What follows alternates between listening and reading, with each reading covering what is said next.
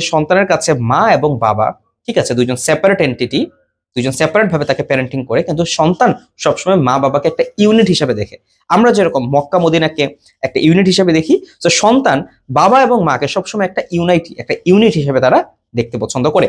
কি যদিও বাবা এবং মায়ের রোল বা ভূমিকা একদমই আলাদা, কিন্তু সন্তানের কাছে তারা হচ্ছে একটা unit.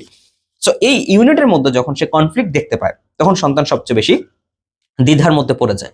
So as a father আপনার সবচেয়ে প্রথম রোল যেটা হতে পারে সেটা হচ্ছে আপনার একটা সুন্দর কমিউনিটি তৈরি করা। কমিউনিটি বলতে আপনার পরিবারের মধ্যে একটা সুন্দর ভালোবাসাপূর্ণ সম্পর্ক তৈরি করা। সো যেহেতু আপনাকে আল্লাহ সুবহানাহু ওয়া তাআলা এখানে লিডার হিসেবে দায়িত্ব দিয়েছেন, সো লিডার হিসেবে আপনি কি করবেন? আপনি সবচেয়ে প্রথম যে জিনিসটা এস্টাবলিশ করবেন, পরিবারের মধ্যে একটা ভালোবাসার সম্পর্ক।